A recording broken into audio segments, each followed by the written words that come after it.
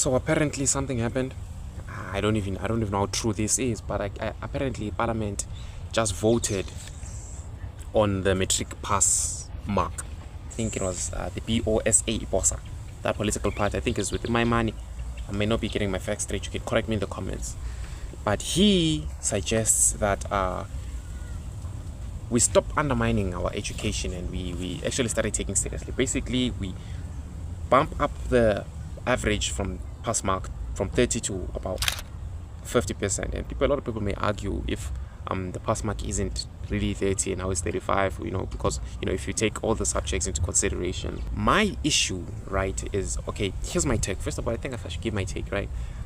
The only times in school, and in my own school, the only times we did better is if we were put under pressure to do better. Let me explain.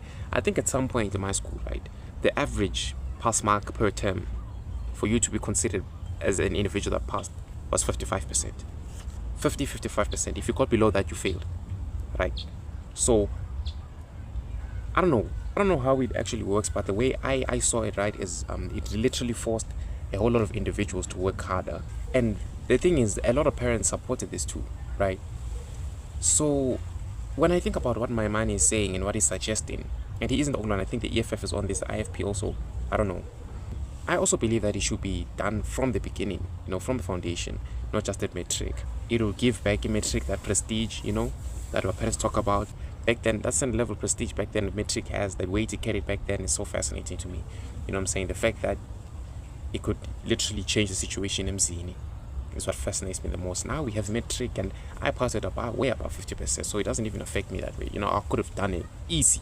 To look at what it is now, it's almost like, bro, yeah, you need a metric now to get a lot of jobs, to clean even. Simple, just to clean, you need a metric. But I'm just like, it's not as prestigious. So maybe people are going to look at it and value the national senior certificate more or better. I don't know. That may not even be the argument. What I'm saying? What fascinating, what I find ridiculous is how the ANC, we don't already trust the ANC, but how the ANC, the DA even, is it the FF plus? Is the Freedom Front? Is that the Freedom Front? FF plus? And some other party voted to keep the 30% pass rates, and the reason being was that 30% pass avoids mass failures. But I mean, if you look at the dropouts, it's already a mess. If you look at these kids that are this new generation that's coming through, kids who can't even read any language for understanding, it's what I'm saying. So it's very it's a complicated discussion. I think, but I feel like these people are smart enough to understand and smart enough to come up with solutions that benefit, that they can both parties can agree on, these groups. But then what if they are not smart? I'm talking about, because I'm telling you right now, there's a bunch of individuals there who don't have metric, who are busy debating on if the metric mark should be bumped up. I'm saying? So yeah, it's a complicated discussion. From a youth, what do I think from youth? I think we should put pressure on education again. If you bring up is it difficulty metric, because it does 50%. Well, if you bring up that difficulty, then I feel like it puts pressure on previous grades to work hard in preparing.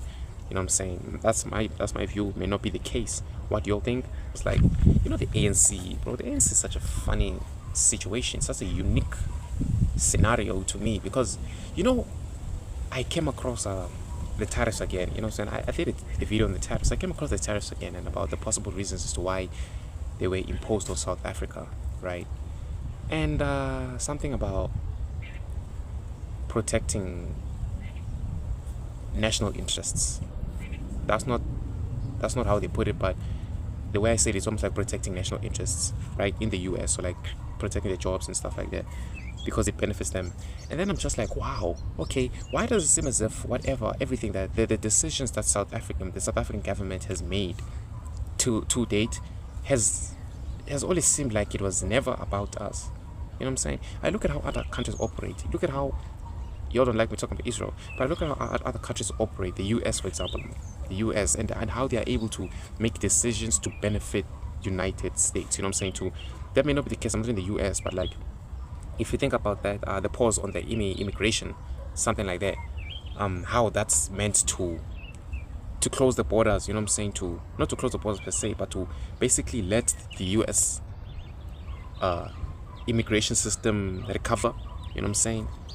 To protect You know, basically, I'm fascinated by how other countries are able to protect their citizens and the interests of their citizens, while it seems the South African government is only focused on protecting the interests of foreign entities. That's something you should probably think about. I guess there's no limit to what you can think, and you can't stop me from thinking about these things, and I'm gonna put them on the internet, which is fascinating. I just find it fascinating.